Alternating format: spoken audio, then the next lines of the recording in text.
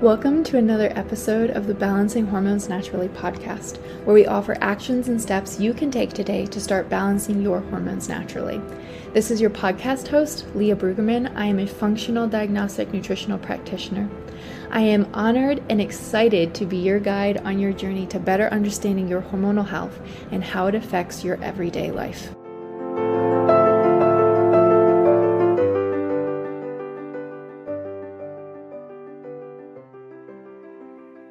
Hey ladies, welcome back to another episode of the Balancing Hormones Naturally podcast. So we have Katie Edmonds on, get ready. So she is a nutritional therapist, Paleo Autoimmune Certified Coach, and creator of the popular blog called Heal Endo. And she just had a book come out called the Anti-inflammatory Approach to Healing from Endometriosis, or it is called Heal Endo. In my mind, that's what it's called. Yeah. So we are literally going to talk about endometriosis. If you thought we were going to talk about something else, you're crazy. So let's just jump in. So I connected with you through Dr. Angie Miller, who's been on the podcast a few times because we love talking about pelvic floor over here.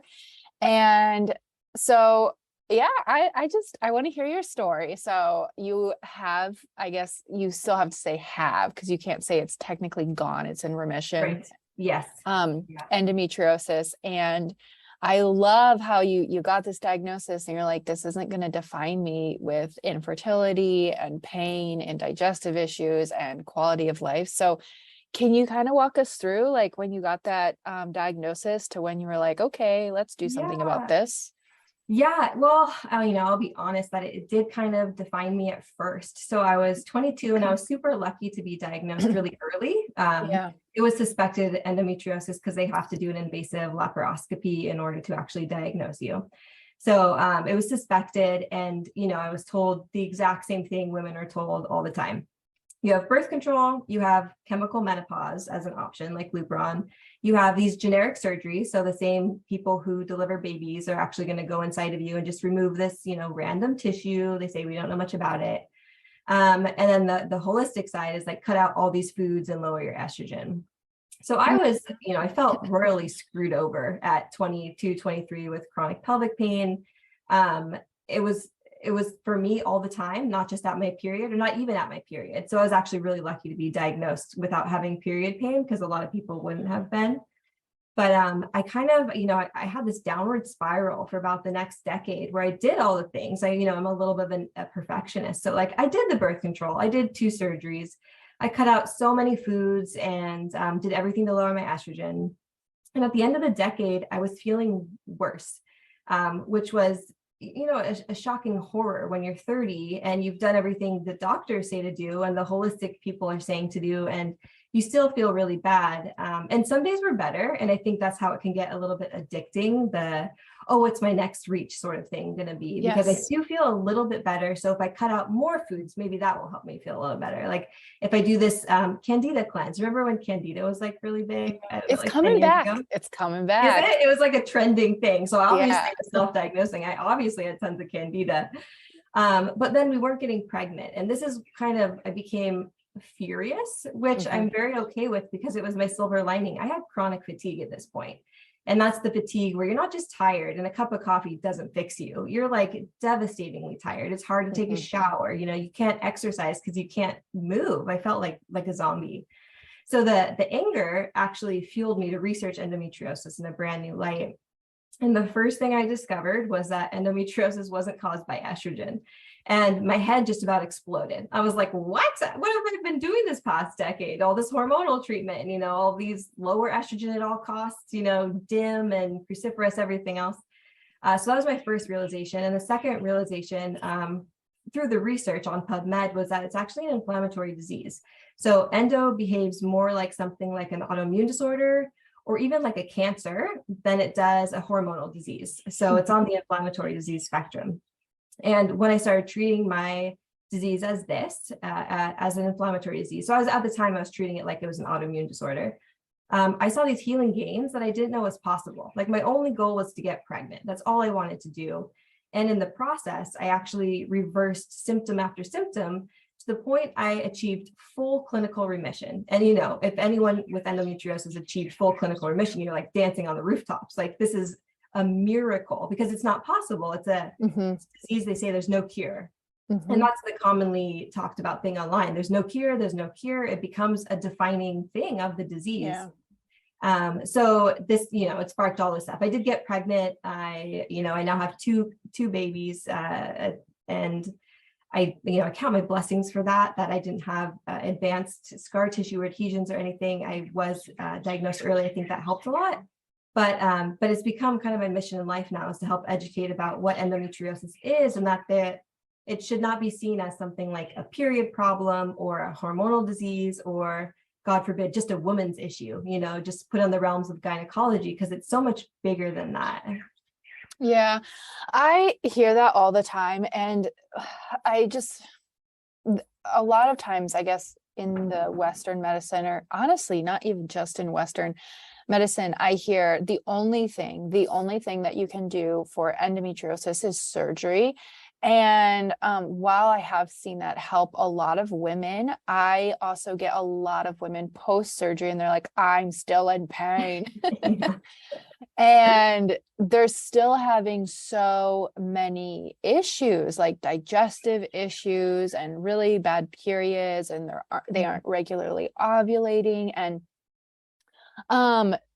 I mean, it's not caused by estrogen. So I love that you share that, because yes, estrogen's connected, which I'm sure we'll go into that, but it's not causing you to have endometriosis. So yeah, right. That's kind of the doctor route is hormones first. It's like, that's what they're taught in OB-GYN school, you know, when they're becoming doctors, they're taught that the way you treat endo is you go on birth control as your lowest hanging fruit. And then if that doesn't help, then you do a diagnosis after that, because there's no point in getting a diagnosis if they're just going to put you on birth control. This is their perspective, not my perspective.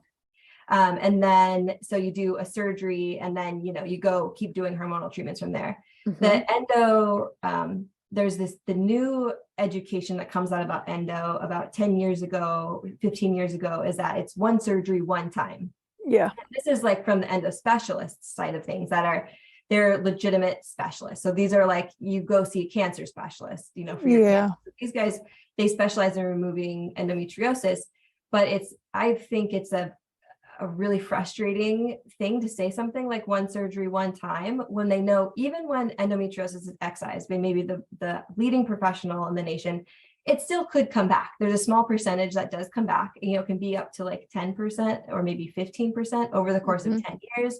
15 years. And then putting one surgery one time is as if endometriosis is just lesions. Like, that's the only problem that exists. Sort of like if you have acne, it's just that tiny minuscule acne on your face, not something systemic that's going on. So with endo, we have two things that are happening. One, it's a full body disease, not just full body where the lesions are. It's like there's immune components going haywire all over your body. There's chronic inflammation going on throughout your body.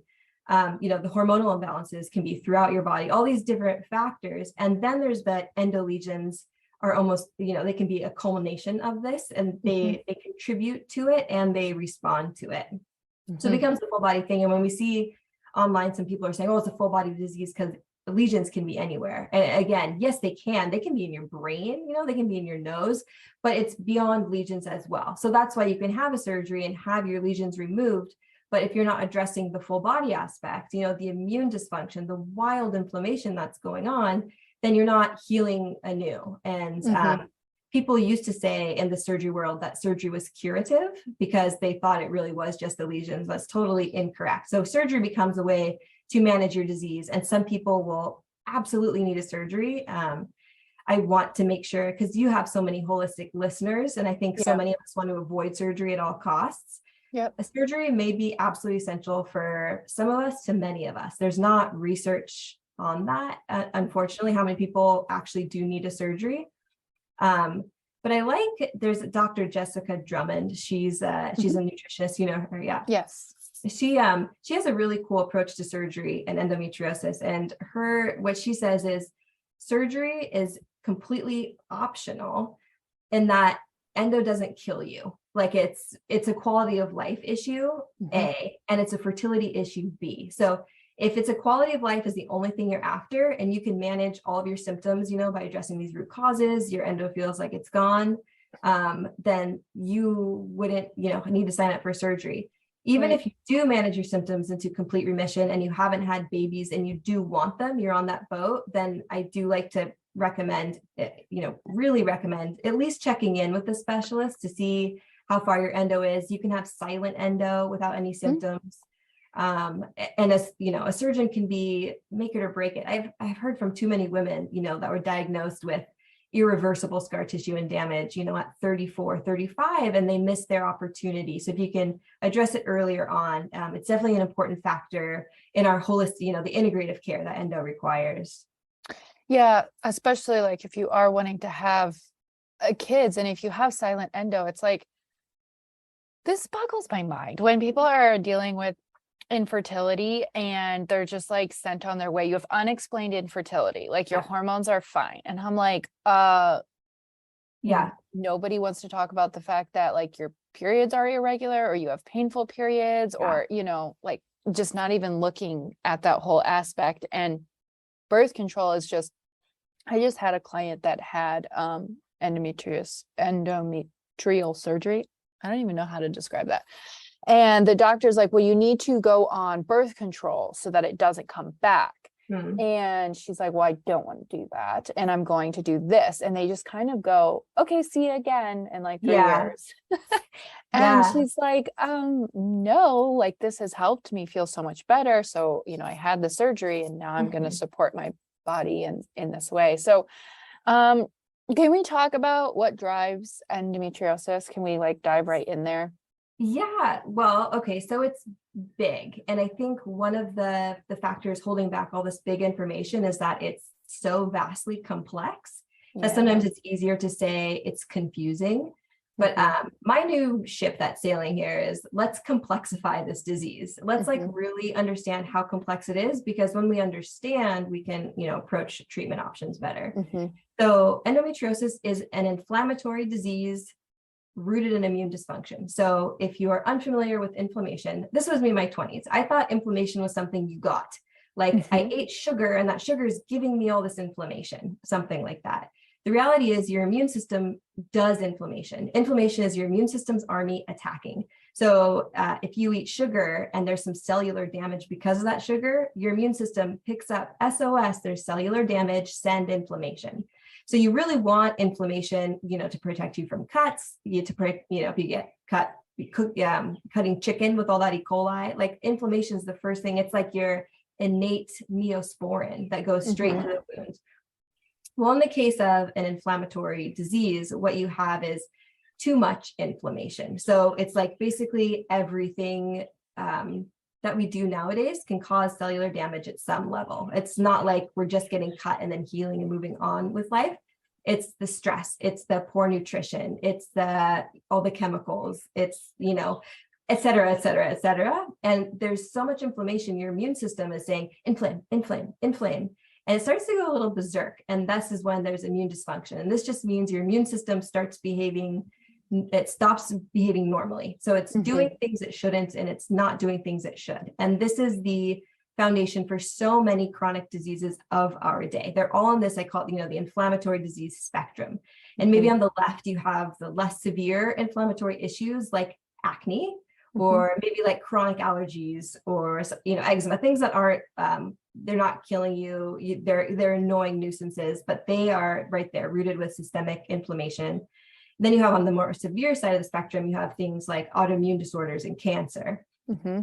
Endometriosis is right there on that spectrum. And there's different types of endometriosis. So I do think some might be way less severe than other types. Like, why can some woman cut out dairy and literally reclaim her life? And it just sounds absurd to someone who has endometriosis riddled throughout their body at the age of 25 and had to get a hysterectomy, to the most severe extent. So there's different types of endometriosis. So yours could be anywhere on the spectrum, but inflammation becomes the driver of endo in so many ways. So there's two fancy words here, and one is heterogeneous and the other is multifactorial, because, just having inflammation doesn't equal endometriosis. So the heterogeneous means there's different types of endo. Doctors diagnose 3 types right now. It's like superficial, deep infiltrating, and endometriomas, which are endometriosis-filled cysts on the ovaries.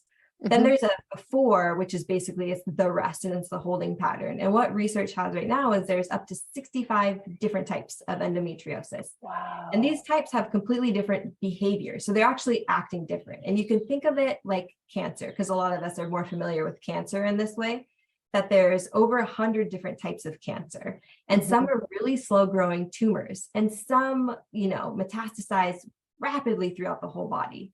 You have a melanoma on the skin that's super minor, or, some really terrible type of breast cancer. So endometriosis appears to be similar in that way. There's all these different types. It may be someone has one very slow growing endometrioma and other people are just riddled with a different type of endo.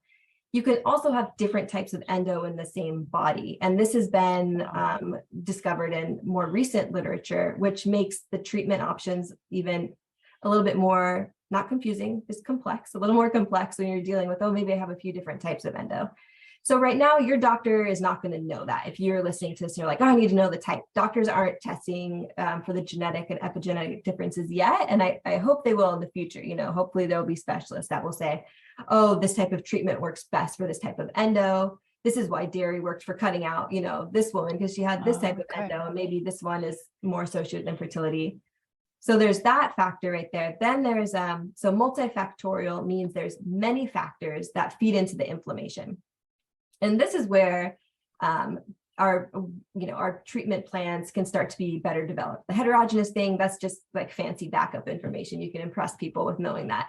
But the multifactorial piece is inflammation drives endometriosis, inflammation, immune dysfunction. But there's so many different factors that play into creating that inflammation and immune dysfunction. So if you imagine like an octopus and the brain is the inflammation, all the little arms make that octopus be able to move and live its daily life. So it's similar, that each one of those arms is going to be a factor. There's a whole endocrine component to endometriosis, and it is really important to address. Estrogen is one hormone on the endocrine arm. Then there's a bacteria component that's really important. There's a genetic component. You can't do anything about that. Like, you can thank your health history for that, your parents and your ancestors. Epigenetics are a really big one, right? We can start to tease out all these different factors and choose which ones we have control over and say, I can address that inflammatory factor in my daily life or through working with a specialist. And then one by one, you start to just take away those inflammatory factors and see how your endo responds. And I think that's where I'll have people say, like, I did take out gluten and dairy and I'm still struggling, or I had a hysterectomy and I'm still struggling, or I've done this and I'm still struggling. And I'm like, well, there's like so many things going on. It's like, how are your drainage pathways? How is your stress levels and your blood sugar, and like it just keeps piling on. But since you talked about endometriosis, estrogen, can we flip and continue talking about progesterone? Actually, because I know that you talk about progesterone as one of the missing equations when it comes to estrogen. And I know one of the symptoms that crops up a lot of times for women with endo is they start spotting in that luteal phase, which is a big sign of low progesterone. So can we talk about that? Yeah. So estrogen has been totally demonized by the endo world, doctors, everyone. They're saying, well, endo appears to be caused by estrogen, which is not true. But this is kind of the thing. So we have to get rid of estrogen. So there's a few factors into the hormonal component of endometriosis. So progesterone resistance and low progesterone are both considerations. So we can start at the microscopic level and maybe move to the body-wide level. So at a microscopic level, endometriosis lesions have genetic and epigenetic abnormalities that make them more sensitive to estrogen and resistant to progesterone. And that just means that they, your estrogen and progesterone receptors should be balanced in a certain way. They balance each other out. Estrogen is a lovely hormone for female health, right? It makes us feel great. If you've ever watched someone go through menopause with hot flashes and mood swings and dry skin and thinning skin, like that happens when estrogen lowers. So you need wonderful estrogen levels, healthy levels, balanced with progesterone, which stops the growth. It's like the cooling factor. It's the anti-inflammatory. It's what helps build and shed your endometrial lining every month. Well, in the endometriosis cell, basically you can have too many estrogen receptors. And then what's been shown is to have such extreme progesterone resistance that these cells can have minimal to zero progesterone receptors on an endometriosis cell. And what this means is that estrogen can grow the cell and there's nothing cooling it down. It's all growth. So this is where it becomes estrogen sensitive. These cells can also have a lot more estrogen receptors on them. And some of them are shown to have up to 140 times, which is an ungodly amount of estrogen receptors. This may be the people that have, feel like it just spread like wildfire inside. It could be something like that. But so this creates a progesterone resistance issue. It becomes challenging in this aspect that you can technically have normal levels of progesterone, but if you have progesterone resistance at the cellular level, it just means you're not absorbing it.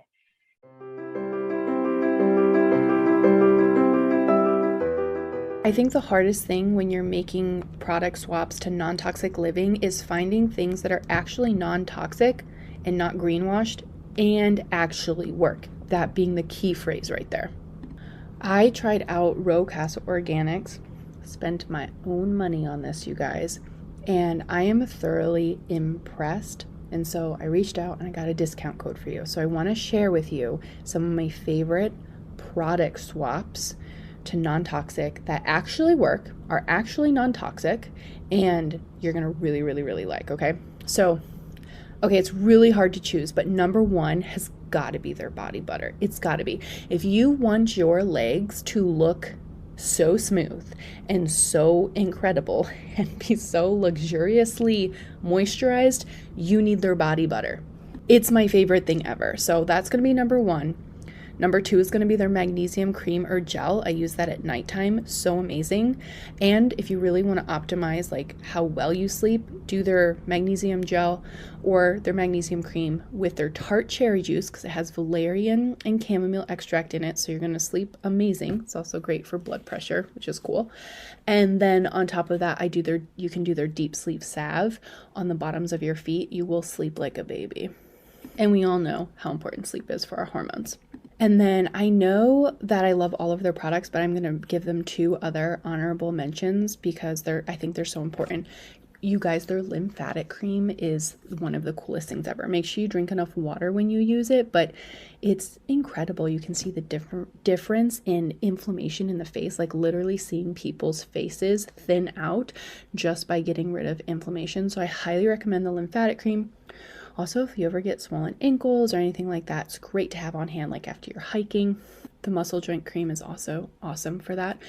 And you guys, this is going to sound weird, but you want the baby bottom cream and you want it for yourself. You want it for your babies, but you want it for yourself because if you put this on after shaving, you get no razor bumps. It's like this magic potion. So anyway, those are all of the ones that I would start out with. You can go to rowcasaorganics.com, use the code LEAH, L-E-A-H, for 20% off your first order. Yes, that's 20%. Definitely take advantage.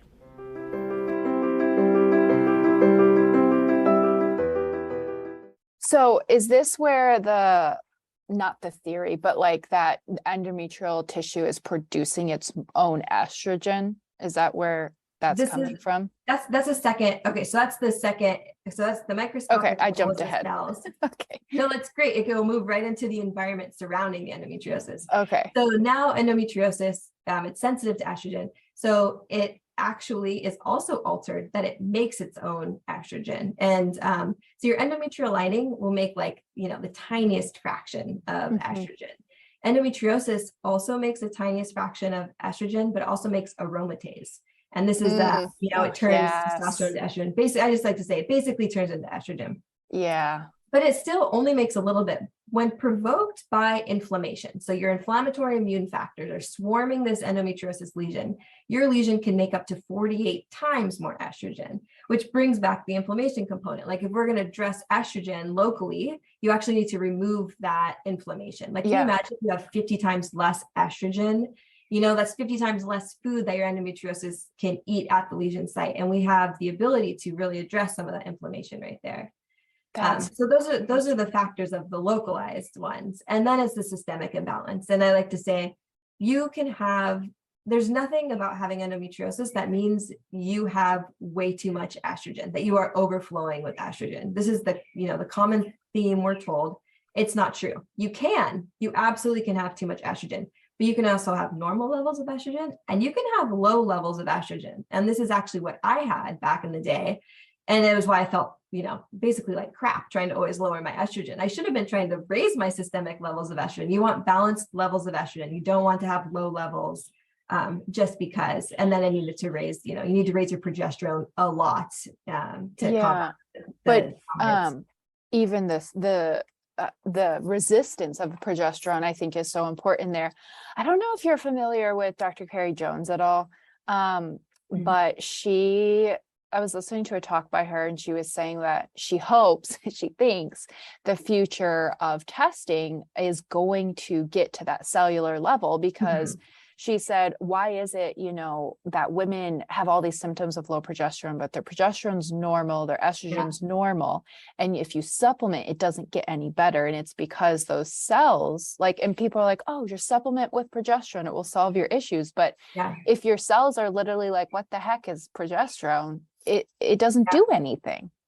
So there's some factors in here. She's absolutely right. And, I'm really looking forward to the day that we can do a lot better testing. I think technology is advancing so fast. I hope in 10 years we look back and think, oh, 2022 is archaic, But until we get there, there's chemicals that are associated with progesterone resistance, so like BPA. If you expose endometrial cells to BPA, they become progesterone resistant, which means they lose progesterone receptors. And BPA is something we have such high levels in our body, even though it should come out pretty fast. It's because we're touching it and drinking it and eating it all day long.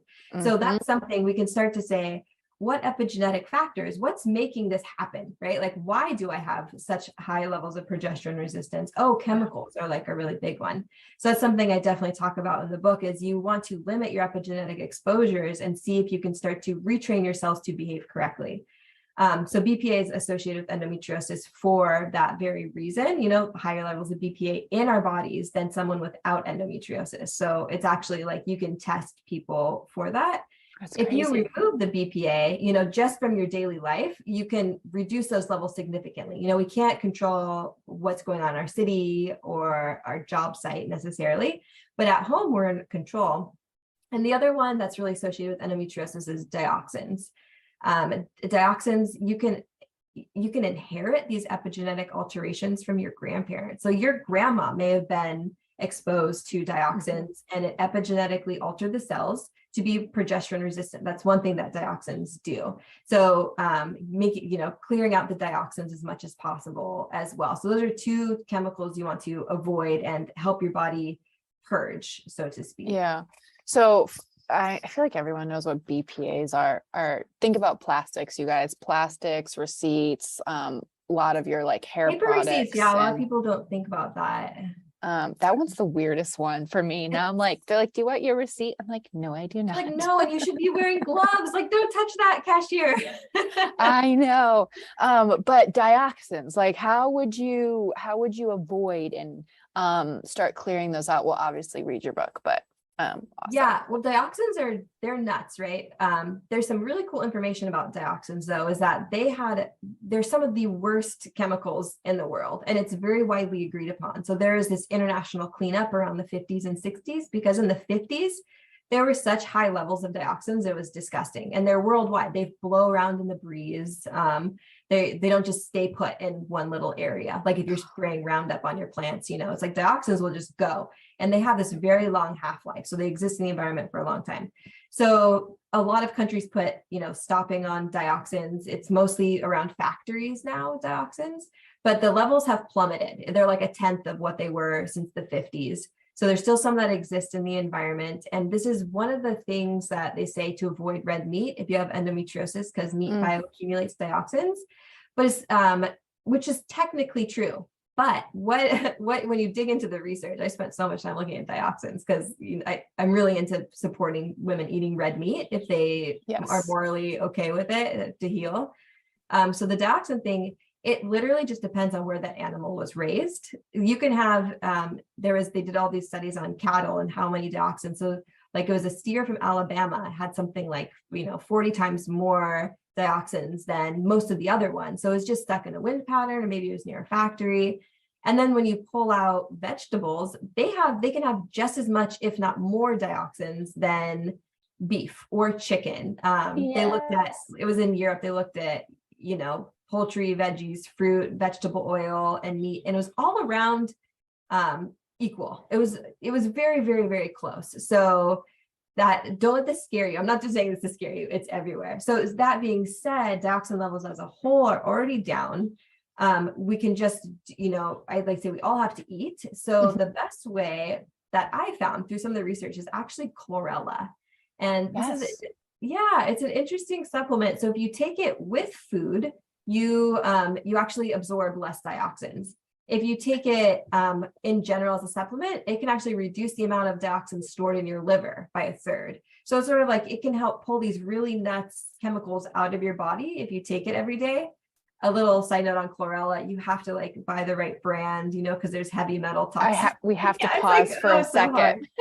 The timing of this is unreal. So I'll have to make sure they come out in the right order. But literally, I just got off interviewing Catherine Arnston, who is the founder of Energy Bits, and they have algae like chlorella and spirulina.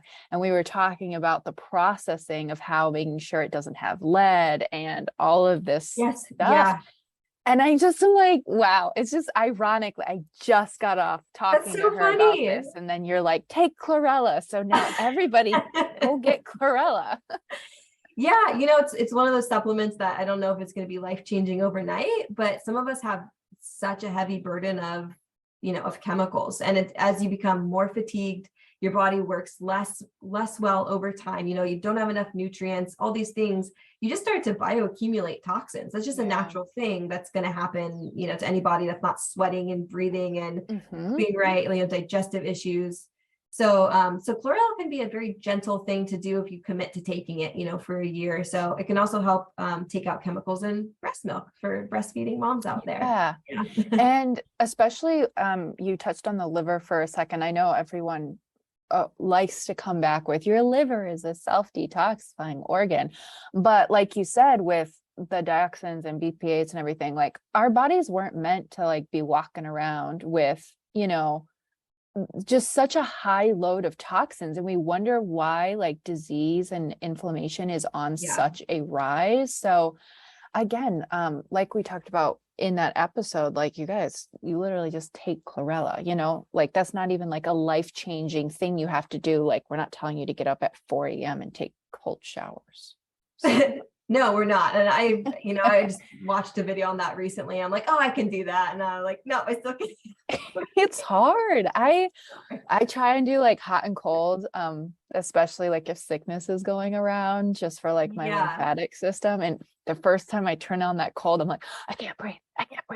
Yeah. It's one of those things that you have to force yourself to do. I live on Kauai. So in the winter, I'm such a baby. It's I'm cold, at the beach, wet. And it's, I just went on this weekend and it was maybe 70 degrees. And I was like, oh, it's frostbitten here, so I need, it's a complete side rant, but I think being uncomfortable can definitely help heal in certain ways. It's just addressing your level of discomfort and how much you can do. Yeah. Well, sorry for that massive tangent. So we're going back to dioxins, but okay. So chlorella is a great thing that you can do. I also, one of my favorite things that when I started following you was you talking about red meat and organ meat. and all of that, because I talk about eating liver all the time. It's like, you know, such this multi-nutrient. And where did the fear mongering start with endometriosis, where it's as soon as you're told you have endometriosis, so like you can't eat meat, especially red meat? Yeah, it's a crappy recommendation, and I followed it. You know, I say part of me felt better when I cut out a bunch of foods at first when I had endo, and then it was like over the course of years, I became significantly undernourished. And I think this was one of the, I was never told what to replace foods with. The red meat thing, I think, you know, part of it honestly is coming from the grain lobby, because they're telling everyone not to eat red meat. You know, there's all these, the propaganda machine in general, but I don't want to sound conspiracy theorist. That's like, there is a lot of, you know, money being thrown around there. But there's such limited studies that show endometriosis is associated with red meat consumption. And the biggest one comes from one called the Nurses' Health Study, which is like the longest running observational study of women's health. So they, you know, ask all these nurses every 4 years, they give them a questionnaire. How do you feel? What do you eat? Et cetera, et cetera.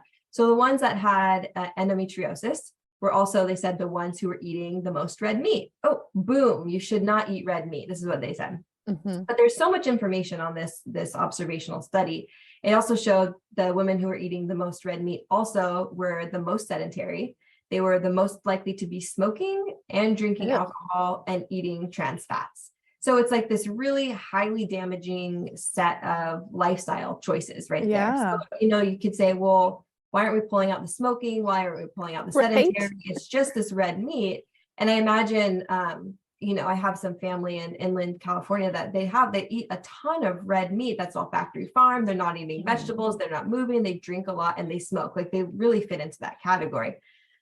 So on the other side of the spectrum, you have people who are part of like the paleo world who are saying, you know, eat whole foods, you know, and eat the way our ancestors ate, which was the organs. Like, my husband hunts, and there's definitely some muscle meat, and then there's a lot of organ meats, and you don't just throw that away. You eat everything. That's, you know, so when I started eating like that, actually, do you know Weston Price? Have you talked about? Yeah.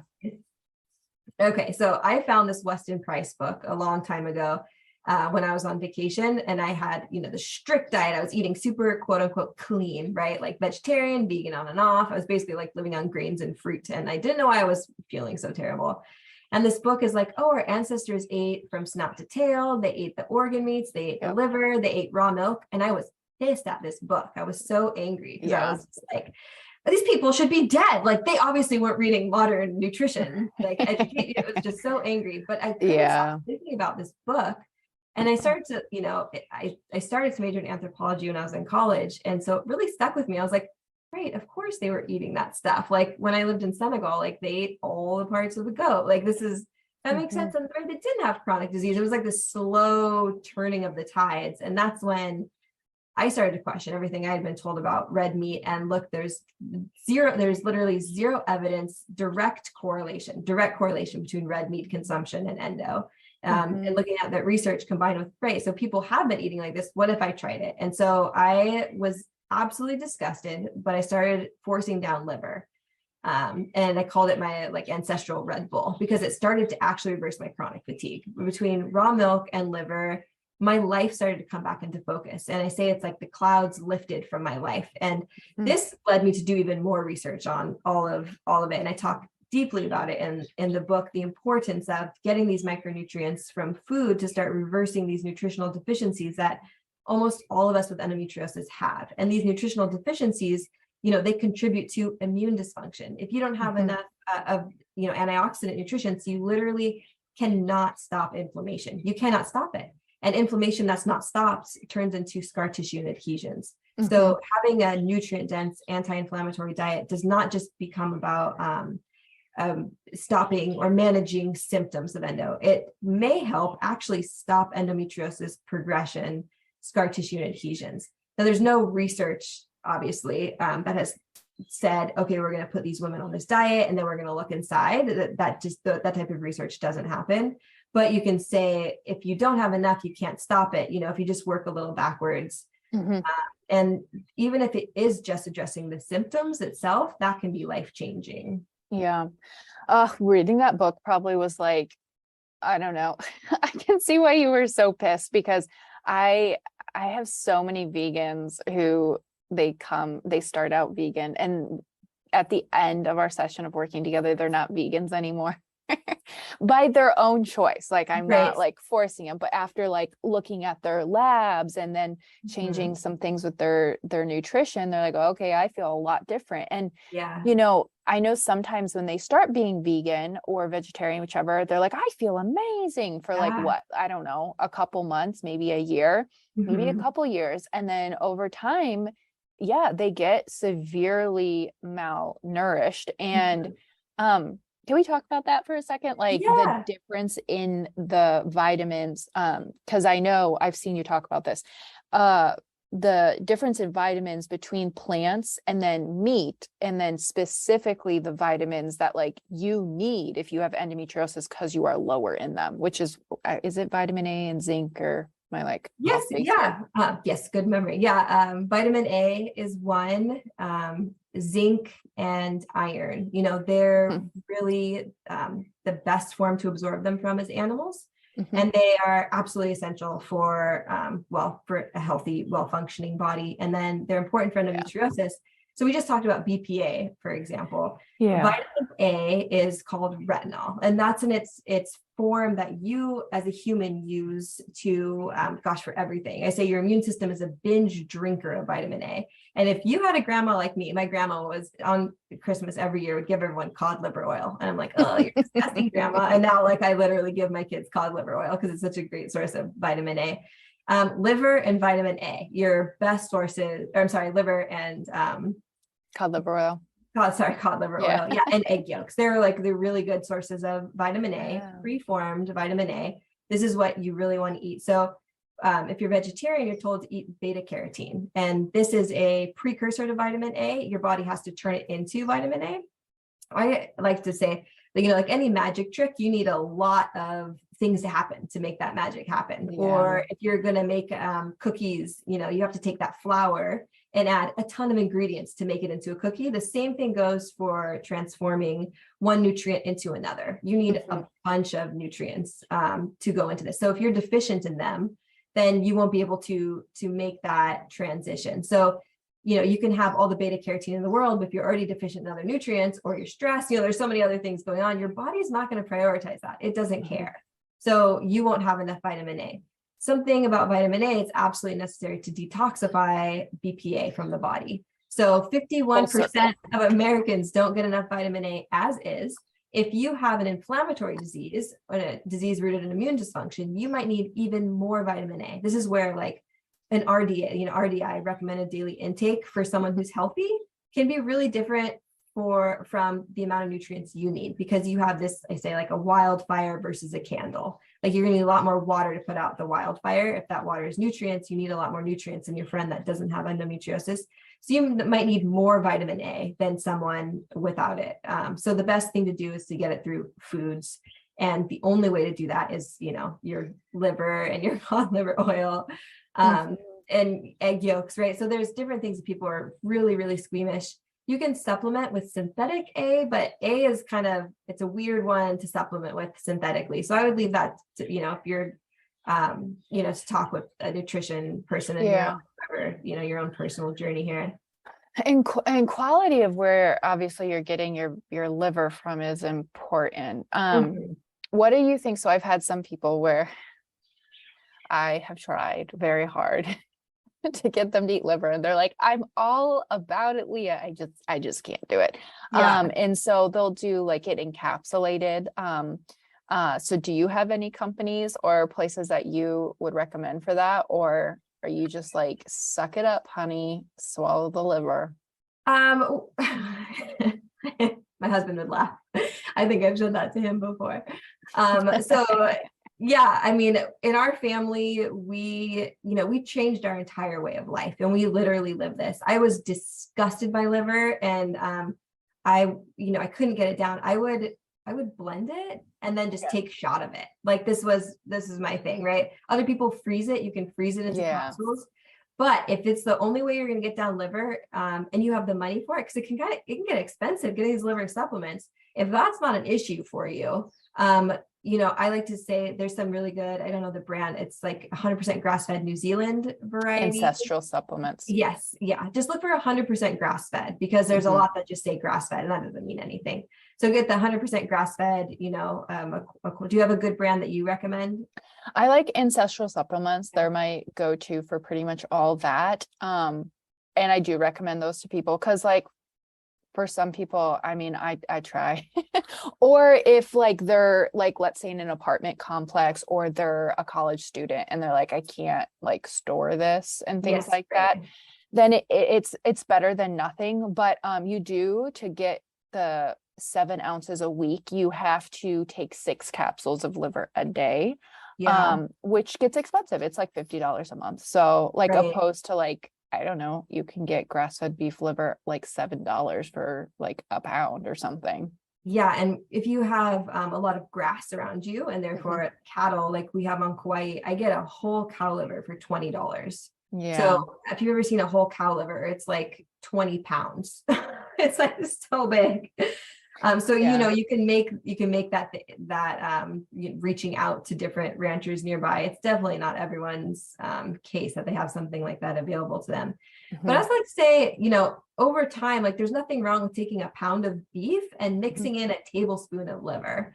And then it's not so scary. And then next week, mix in 2 tablespoons. What I think makes liver taste great is I still don't like the taste of it. Like my husband now, he can eat liver and onions. So I'm like, that's disgusting. Why would you do that? That's me. I think it's disgusting. It's too much for me. But if you mix bacon and liver in equal portions, and then you mix that into beef, it really hides the flavor. It almost adds like an umami. So it actually makes the meat more delicious rather than more gross. I tried like kidney and liver and beef once and almost died. It was so gross. But bacon is like the missing ingredient. So if you can do bacon and liver, mix that, like cook it and blend it, and then add it into ground beef, for anything, for chilies, for roast. Yeah. So I'm trying to think of the measurements of what I did, and I have zero idea, but like we would do meatloaf anytime you made like meat sauce, chili, hamburgers. Yeah.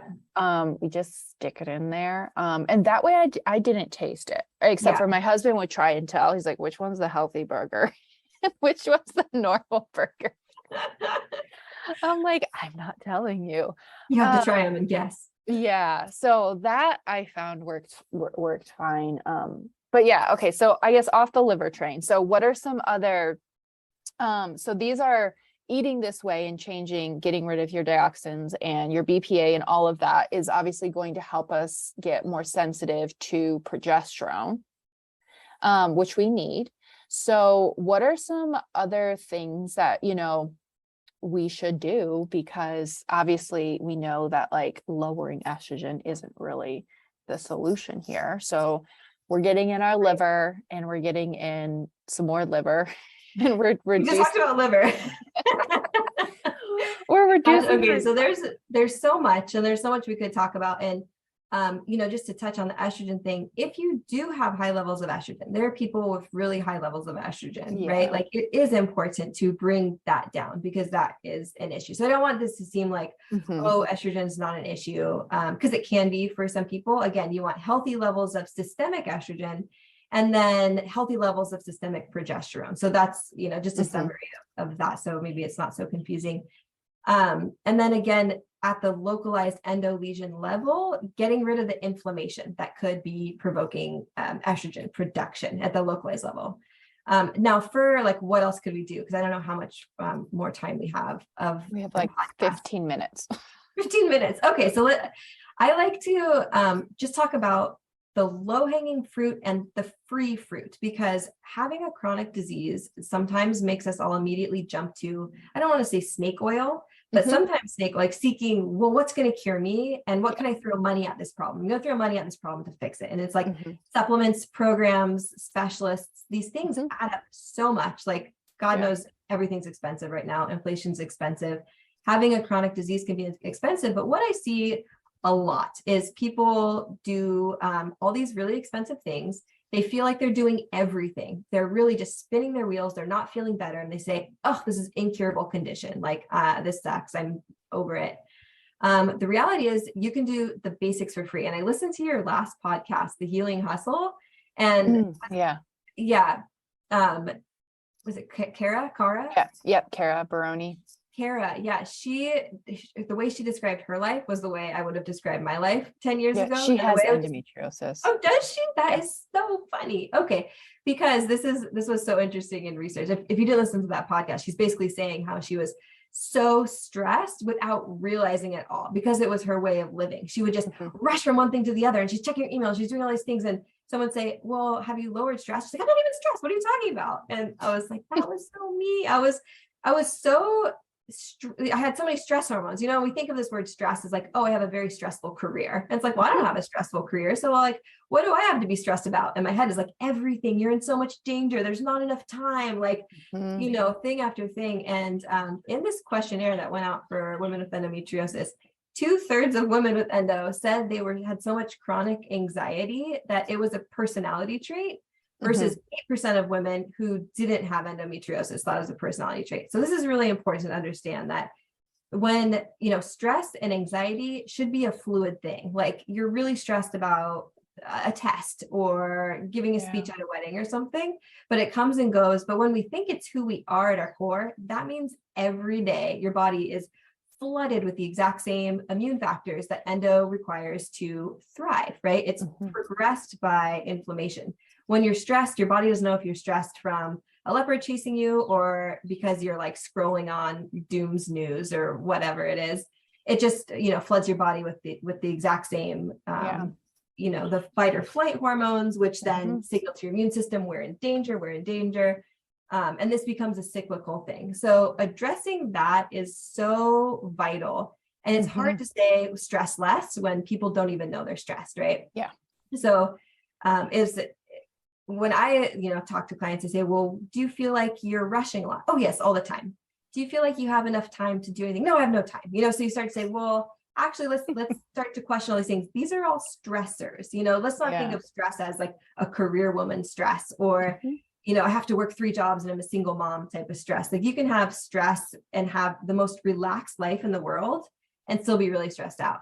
So addressing that, and in my book, I say, well, let's change the perspective. Let's flip the switch and say, let's create a life of safety. Instead of saying, why am I stressed? Say like, what's unsafe right now? And let's try to, we can actually mitigate how much we interact with those stressors every day, like social media. What most people are on social media, like 5 hours a day or something is the average. It's a huge amount. Social media is very stressful. There's no relaxing on social media. The news, screens, there's all this stuff. And since we have limited time, listen to that last episode. I recommend everyone about that healing hustle. That's like a great one. And then that will signal to your body too, to actually start to balance your hormones naturally. So that's the first thing you want to let your body know, you know, because your sex hormones are really down the stream hormones. So if you have a hormonal imbalance, which a lot of us with endo do, we do have a hormonal imbalance, but instead of nitpicking, because you don't know what your imbalance is, or, you know, how much estrogen you have, don't think about that for a minute. Just go, you do the up the line hormones, which is your danger hormones. Are you safe or not hormones? And that's going to be, you know, cortisol and insulin. So address that blood cortisol sugar. Right there. Yeah.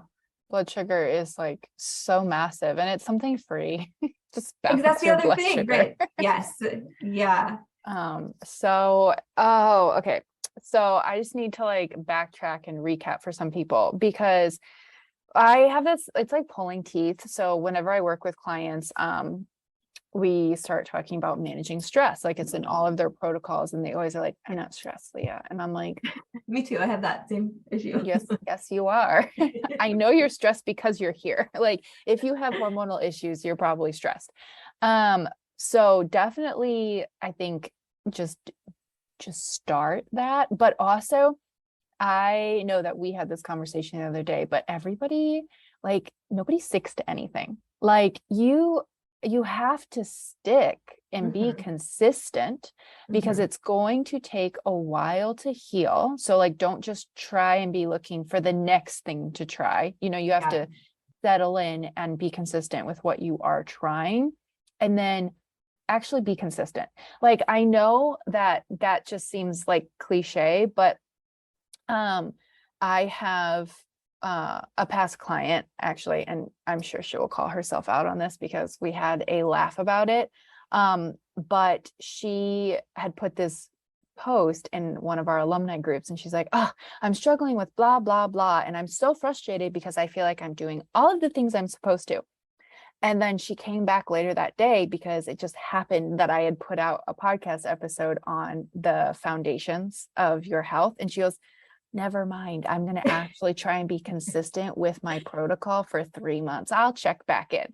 And that's how true it is. Like, we think we're doing everything, like, I, hear lots of times people are like, I eat healthy. Like, today was just an off day because I had to rush my kid to school. And then the next day, I really do eat healthy. Like, I really get outside and exercise. I just didn't have time today because of XYZ.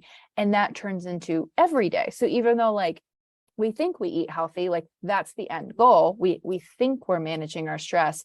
If we actually sit and do an audit, it's like, well, my odd days are basically my life right now.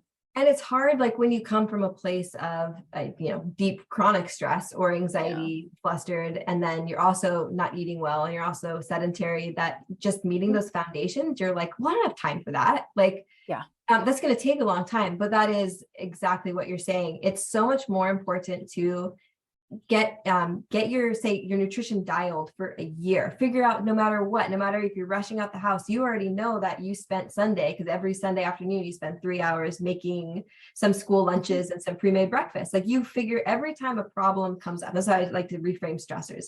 Don't let it trigger you. Take control of it. Say, okay, that was an issue. That's a problem I need to solve. Solve every problem that comes your way, and take your time solving them. That is what's going to get you those healing gains at the end of the day, like you're saying. And that's part of my issue. I have this not really a love-hate relationship with social media. It's mostly a disdain for it because there's so much information out there. Like, when I go on, even as a health practitioner, it's like, oh, I could do that. I could do that. I could do that. And there's so much to do, but you have to go back and be like, oh, are my basic foundations being met? Like, why am I even on social media if dinner's not ready? Like, what I have to do, the food shop, I have to do this list. Like, having a whole foods lifestyle is more work than a convenience, food lifestyle. So you have to make it, incorporate it into your life, and then as a scaffold skills from there, because then it becomes second nature, right?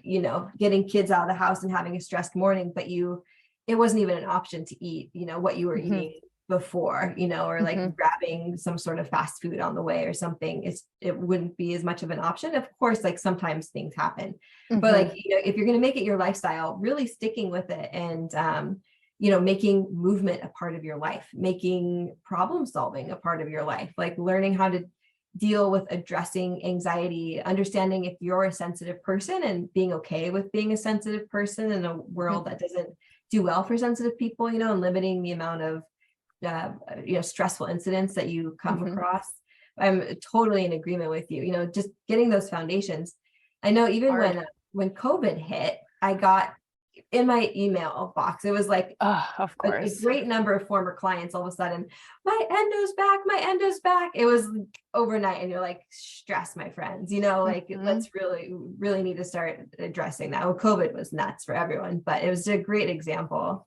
It really is. And I think one of the biggest things I find myself doing with clients is, yes, like, there is some knowledge that needs to be imparted. Like, it needs to be like, they need to learn some things, but I feel like the majority of the things that we do are learning how to attainably change a lifestyle to make it a healing environment for their body.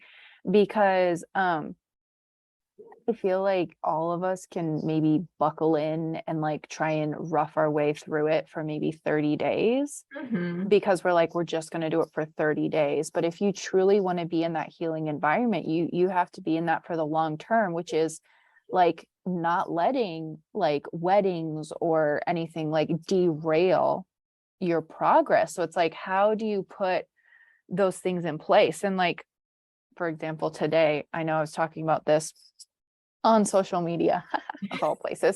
But today, for some odd reason, turned into like a million calls days. Like I have interviews, I have calls, and I had calls with my team. And, I could have been like, oh my goodness, I'm just going to try and like figure this out. But yet last night I was like, okay, what's for breakfast? Get that ready. Is lunch ready? Is lunch meal prepped? Is lunch something that I can grab with one hand? Like while I'm breastfeeding, are my water bottles filled up? Do they have my electrolytes in them? And all that type of stuff, because I knew that if I just waited and tried to figure it out the day of, I would be so flabbergasted. You'd be stressed. Yeah. And so I think like you learn, you have to practice that muscle of consistency, because you aren't going to heal in 30 days.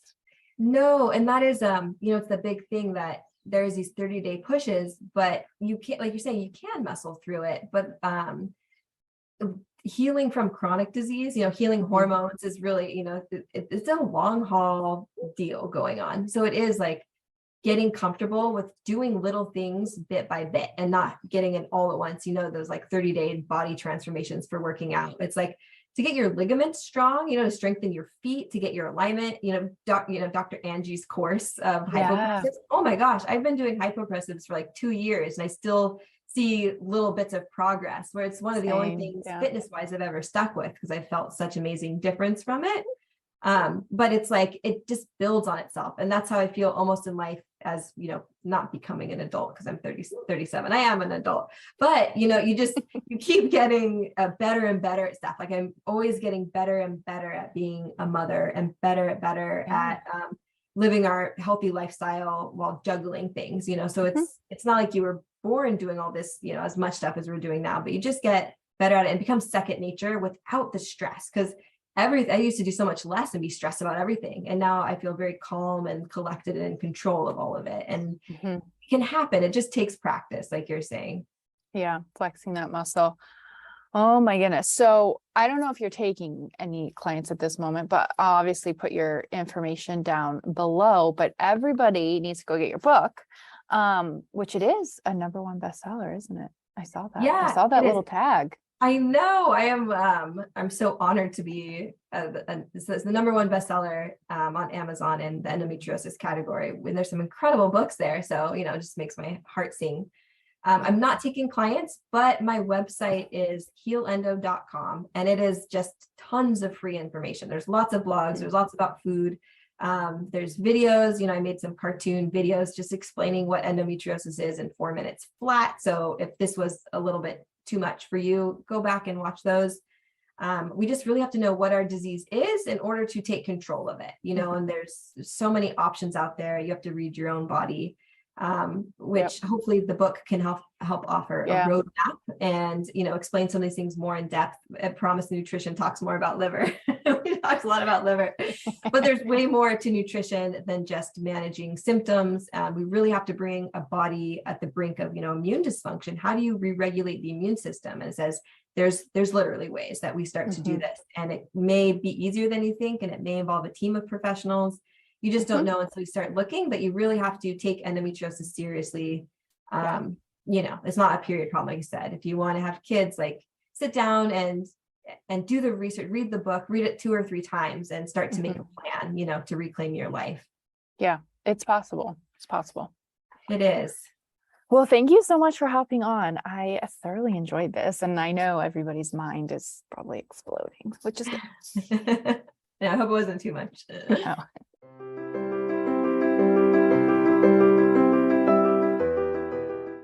The Hormone Reset program is opening back up, which is so exciting. We only have this program 3 times per year. It is a group coaching program, and so obviously it's a much more cost-effective investment than doing one-on-one coaching. So if you're like, hey, I need a good jumping off place, I need to start feeling better, then this would be a good place for you to start feeling amazing. So if you have been feeling like you're terrified of the pain when your periods show up, you believe that like symptom-free and pain-free periods are totally impossible, you wake up with migraines, you struggle throughout the day, you have to call in sick to work, you've done everything, you just can't drop the weight, you're tired and fatigued, Or maybe you're on the complete opposite end of the spectrum and you haven't had a period in months or years. Or maybe your periods take you out not because of the pain, but because of the mood swings. And you're just like, you feel like you want to kill somebody before your period. You're moody and anxious. You're like, I can't even relate to the woman who knows when their period's going to show up, because like mine are all over the place. And so then you're just like, well, I want to get pregnant. I don't have a period. Like, why is this not working? So then this is going to be for you. So this is a group coaching program. It's 8 weeks. You get group coaching calls once a week. You get a Facebook accountability group. You get recipes. You have your training modules. You also get weekly workouts, which are really cool. You get access to some pretty cool guest speakers. Like we have a pelvic floor therapist that comes on and talks about the placement of your uterus and how pelvic floor therapy can help balance your hormones. So you guys, I'll put the link to join the waitlist in the show notes, but you guys, literally,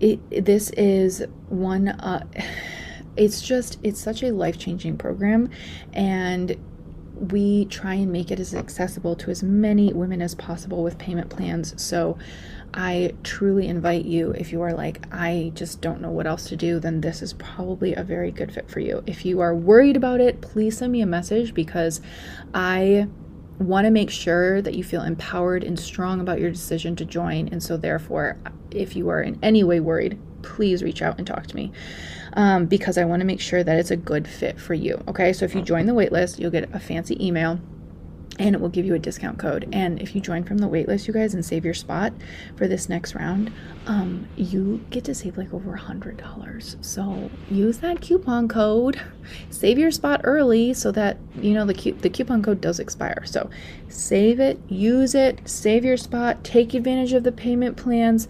Let me know if you have questions. Thank you for listening to today's episode of Balancing Hormones Naturally. If you found this helpful, I would love for you to share it with a friend and post it on your stories and tag Balancing Hormones Naturally podcast so we can get this message out. You can find me on Instagram at Leah_BRUEG, and I would absolutely love to hear from you.